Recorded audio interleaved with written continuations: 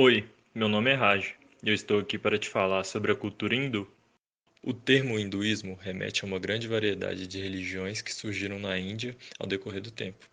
Teoricamente, a similaridade fica por conta da aceitação do Veda como texto revelado. Os hindus se referem à sua religião como Vaidika Dharma ou Sanatana Dharma. A noção hindu de Dharma é muito mais abrangente que o termo ocidental religião. Seu significado implica modo de viver e expressa a ordem natural das coisas. Vi Sarvarka, nacionalista hindu do século XX, definiu a pessoa hindu como alguém cuja terra santa é a Índia. Portanto, percebe-se como o hinduísmo é parte integrante da história e cultura indiana. A origem desse povo remonta de meados do segundo milênio antes de Cristo, início da ocupação da Índia conhecido como Pendjab, região dos Cinco Rios, pelos Drávidas. Por volta do século XVIII a.C., os arianos invadiram essa região, escravizando o povo drávida, marco considerado por historiadores como o início do povo hindu. A dominação ariana ocorreu tanto no campo militar quanto no religioso e administrativo. Para legitimar a ocupação, foi criado o sistema de castas, onde cada pessoa já nascia determinada a viver em uma classe social até sua morte. Para difundir o sistema de castas foi utilizada justamente a religião. O sistema de castas é descrito como uma divisão da humanidade, implantada no início do mundo pelo Criador. Inicialmente, a divisão ocorria da seguinte maneira: os Brahmanes, a casta principal, controlavam as escrituras e rituais religiosos. Já os Kshatriyas eram governantes e militares, enquanto Vaishyas, os comerciantes, e Shudras, os trabalhadores. Porém, havia um grande número de excluídos, que ficavam alheios à lei que regulava a sociedade de castas. O indivíduo se tornava um pária ao violar regulamentos de casta. Os hindus são politeístas, adoram três deuses principais: Brahma, a divindade criadora, responsável pela alma universal; Vishnu, a entidade preservadora da criação; e Shiva, a entidade destruidora. Eles também seguem os textos sagrados, conhecidos como Vedas e Upanishads, além dos Tantras, Puranas, Ágamas e o Bhagavad Gita. Os Vedas, principais textos hindus datados de aproximadamente 4000 a.C.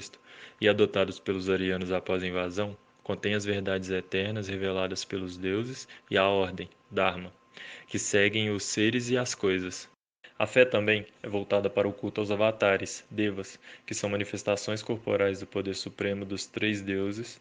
Dessa forma, os hindus cultuam cerca de 300.000 divindades diferentes, cada uma adaptada de acordo com a realidade sociocultural dos praticantes. Há quatro principais preceitos da religião, que distinguem as metas para a vida de um hinduísta: o Dharma, que significa viver de maneira correta de acordo com a casta; Artha, almejar ganhos materiais por meios legais; Kama, buscar o prazer físico por meio dos sentidos; e o Moksha, alcançar a iluminação e se libertar da reencarnação. A maioria dos hindus realizam rituais diários: altar de adoração em casa, queima de velas, incensos, flores e oferendas para deuses são alguns dos ritos que variam de acordo com a região. Também fazem parte dos rituais dos hindus as práticas de yoga, tantra, meditação e mantras. De acordo com suas crenças, essas práticas são formas de harmonizar a energia do corpo e da mente. O casamento hindu segue diversas tradições que variam de acordo com a casta, a região e cultura que formam o mosaico indiano. Para os hindus, uma pessoa solteira não possui status social, pois o casamento é considerado uma união sagrada e imutável. São os pais que procuram companheiros para os filhos, levando em conta a religião e a casta das famílias. A união é acertada depois da consulta aos anciões familiares e comparação dos horóscopos, contexto familiar, social e castas. O casamento hindu é uma cerimônia longa e bastante elaborada, constituída por várias etapas. Na etapa de preparação, os noivos têm seus corpos ornamentados para a cerimônia. Flores e ramos são desenhados nas mãos dela, com tintura de rena. No dia anterior ao casamento, o tamanho e a complexidade dos desenhos indicam o status social da noiva. Na manhã da festa, cada um em sua casa banha-se com óleo de sândalo e outras essências e cantam mantras para purificar o corpo e alma antes do casamento. No momento da cerimônia, o noivo chega com sua família e amigos em procissão e são recebidos pelos parentes da noiva. É o chamado Bharat. Então, um sacerdote invoca as bênçãos de Deus para o casal e a memória dos antepassados para que aprovem a união. A noiva oferece iogurte e mel ao futuro marido, em sinal de pureza e doçura, e os dois presenteiam-se com um colar. Depois de o pai ter entregado a noiva oficialmente ao noivo, o Kanyadanan, eles trocam seus anéis. A cerimônia prossegue com a purificação do ambiente com óleos e essências. De mãos dadas, os noivos trocam juros de amor e fazem promessas para a eternidade. Ao final da cerimônia, eles oferecem uma prece para que seu amor seja firme, pisando em uma pedra, símbolo da estabilidade e força. Depois de casados, os noivos têm outras cerimônias para cumprir em suas casas. Eles saem da casa da noiva, levando uma chama sagrada que deve ser mantida acesa na nova casa. Entram na casa, primeiro a noiva, com o pé direito, e ficam em silêncio até que a noite caia. Em seguida, sobre um céu estrelado, prestam homenagem a seus antepassados. Em outras situações, os noivos ainda podem escolher cerimônias ecumênicas, no caso de união entre religiões cristãs ou casamento interreligioso. Os hindus acreditam que a vida presente é apenas uma entre várias existentes. A transmigração das almas é uma pressuposição baseada na teoria kármica da natureza retributiva da ação. A acumulação de mérito assegura um status superior na encarnação finita e temporária seguinte, neste ou noutros mundos superiores, e, reciprocamente, o demérito garante um destino inferior. De acordo com Petrini, a morte é o fim do corpo, determinando a separação do corpo subtil do corpo físico, e por isso é considerado extremamente contaminante. O hinduísmo sustenta que o corpo é formado por 5 elementos: fogo, água, ar, terra e éter. Uma pessoa morre por ter apagado um dos referidos elementos. Assim, Agni, deus do fogo, virá purificar o cadáver e libertar a alma, que poderá seguir o seu caminho. Os rituais fúnebres, Aitayesti, expressam os ideais culturais próprios de cada casta, traduzindo-os em ritos de passagem. A cremação é o modo mais usual de tratamento do corpo dos defuntos. O ritual fúnebre exige pelo menos 3 sacerdotes. O cadáver é totalmente lavado, raspado, no caso dos homens, e ungido por uma pasta de madeira de sândalo. Depois, o corpo é envolto numa mortalha e carregado para o local de cremação pelos familiares masculinos. A caveira é perfurada para que a alma possa escapar do corpo. As cinzas são enterradas ou lançadas a um rio. Os hindus acreditam que ao longo das encarnações, os indivíduos têm a oportunidade de evoluir até chegar ao patamar que os une a Brahma. Já no nascimento, a criança recebe um banho ritualístico e a palavra Om, que é o símbolo da religião, e é escrita com mel na língua do bebê. O hinduísmo é tipicamente indiano, e praticamente não há paralelos entre o hinduísmo, o taoísmo e o confucionismo. Quanto ao budismo, começou na Índia e se tornou uma das principais religiões da China, mas os elementos típicos do hinduísmo não foram transmitidos para a China. Por meio de colonizadores e invasores, o hinduísmo foi exportado para a Indonésia e Indochina no início da Idade Média. Todavia, foi suplantado por outras religiões como o budismo e o islamismo. Denomina-se o direito hindu aquele aplicado sobre todos os que adotam o hinduísmo como religião, diferentemente do direito da Índia, que se aplica a todos os habitantes do estado indiano. Em 1772, o governo britânico ordenou que, em todos os processos referentes a sucessões, casamentos, castas e outros usos e instituições religiosas, aplica-se aos hindus suas próprias leis. Foi então necessário fazer-se um esforço para interpretar os livros sânscritos nos quais estavam codificadas as leis hindus. Esses livros eram os que se chamavam de Tratados de Dharma. O Dharma estabelece um conjunto de regras reveladas pelas divindades e escritas nos livros sagrados que o homem deve seguir em relação da sua condição na sociedade, castas. Essa normativa é fundada na crença que existe uma ordem universal necessária à preservação do mundo. Ele não reconhece direitos, mas unicamente deveres e, nesse sentido, não tem função de igualdade. Os deveres serão ordenados de acordo com a sua casta e estágio da vida humana. No século XVI, o domínio muçulmano se estabeleceu no norte e centro da Índia, sendo aplicado somente o direito muçulmano. Nesse período, o direito não conseguiu evoluir devido ao impedimento dos organismos judiciários e administrativos do Estado. A Constituição indiana, votada em 1950, fez dela uma república laica, democrática e federativa.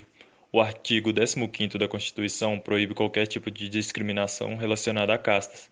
Porém, essa reforma teve pouco efeito devido à grande parcela da população rural e analfabeta. Assim, a obediência ao sistema de castas continua vigente.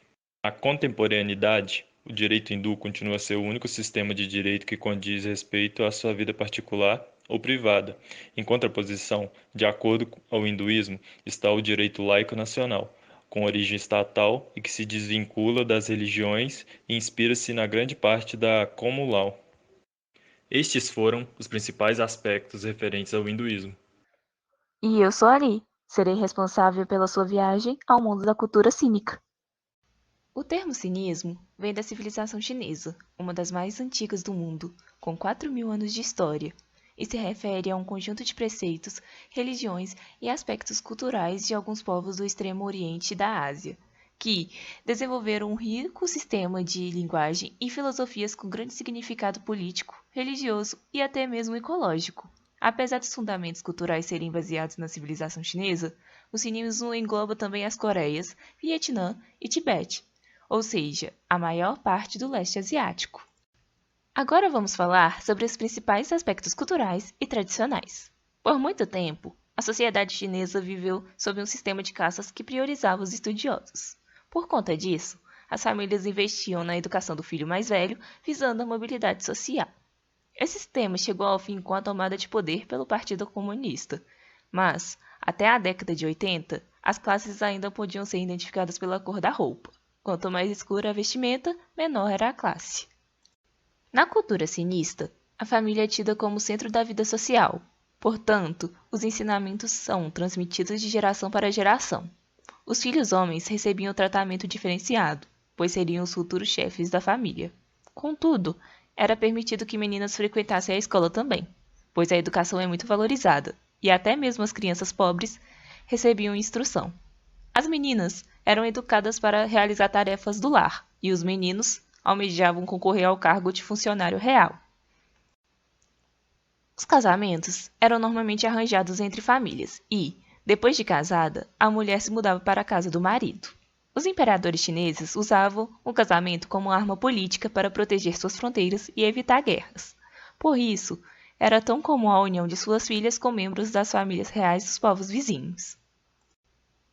Os rituais fúnebres são uma parte importante da cultura chinesa e envolvem tradições de diferentes religiões, variando também de acordo com a região.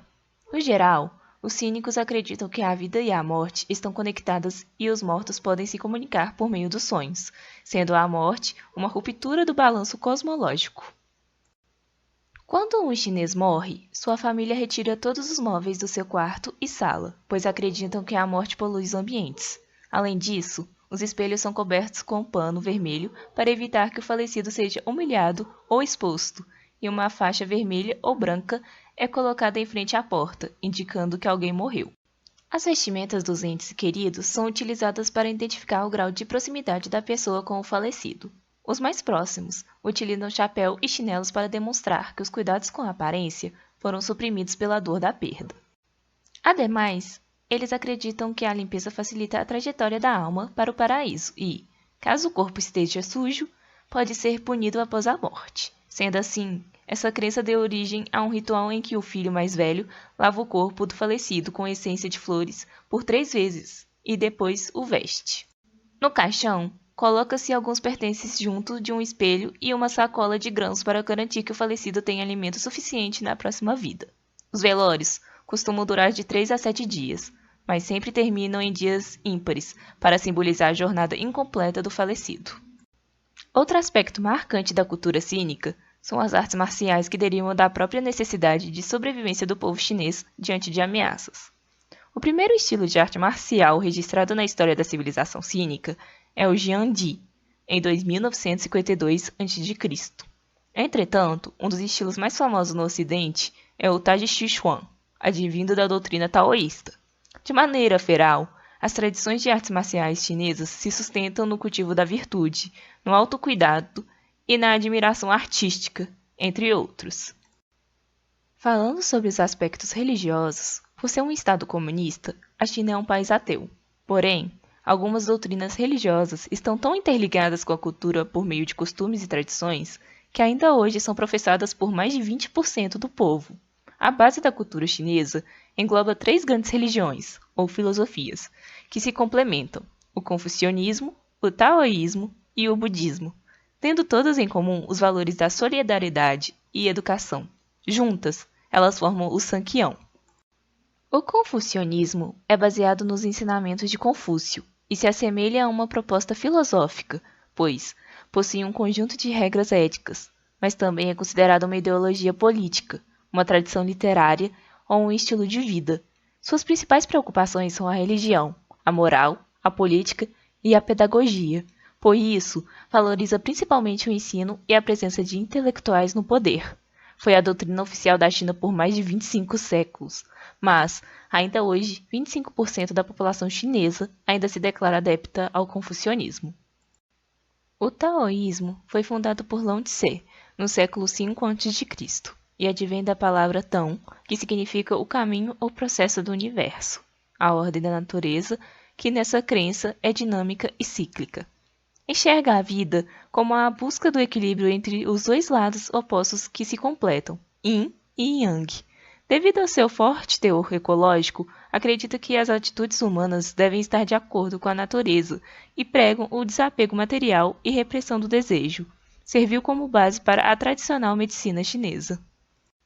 O budismo é originário da Índia e chegou na China no século I d.C., sofrendo alterações após o contato com a cultura chinesa. Os adeptos buscam um estado de nirvana, uma espécie de despertar para o conhecimento último de todas as coisas, que pode ser alcançado através de meditação profunda. Acreditam que tudo é mutável e está em constante transformação e praticam o desapego a coisas terrestres, que são consideradas formas de ilusão, além da desvalorização do individualismo. Discorrendo sobre os aspectos jurídicos, podemos dizer que o direito chinês surgiu há mais de 4.000 anos, durante a dinastia Xia, a primeira dinastia da história da China. Porém, até o século XIX, a ideia central na resolução de conflitos sociais era a de conciliação, procurando sempre o bom senso. Este modo de encarar os litígios concedeu ao direito o aspecto de menor relevância. Podemos apontar como marco importante na história chinesa o grande salto adiante, do final da década de 50, que constituiu a adoção de planos de política e economia independentes da ex-União Soviética. Nesse contexto, o papel do direito na vida do povo chinês obteve essencial mudança, principalmente a partir do implemento do Estado socialista. Na formação do Estado socialista, o líder chinês Mao Tse-tung inspirou-se no confucionismo. A teoria confucionista da lealdade à família foi redirecionada para a lealdade ao Partido Comunista Chinês, o PCC, e ao Estado. Atualmente, a República Popular da China é regida pela Constituição de 4 de dezembro de 1982, que já sofreu algumas modificações para melhor atender os anseios do Estado socialista. Além do preâmbulo, a Constituição possui 4 partes, sendo elas: Capítulo 1, Princípios Gerais; Capítulo 2, Direitos e Deveres Fundamentais do Cidadão; Capítulo 3, Estrutura do Estado; e 4, Bandeira Nacional, Armas e Capital. O Estado chinês descreve no primeiro artigo da Constituição o seu sistema político e econômico e veda qualquer interferência no sistema em questão, o que deixa claro, já de início, a importância do Estado. O ordenamento jurídico chinês sofreu modificações recentemente, no sentido de implantar e efetivar os direitos humanos e construir uma democracia com vistas a atender os seus anseios econômicos e a pressão ocidental. A Constituição Chinesa de 1982 já garante a liberdade de religião, expressão e reunião. Entretanto, esses direitos são bastante limitados. Em 2004, após aprovar uma emenda constitucional, a Constituição Chinesa passou a proteger os direitos humanos, pela primeira vez, em seu aspecto constitucional e jurídico. Mas é pouco provável que a medida abra a porta para a liberdade plena de expressão.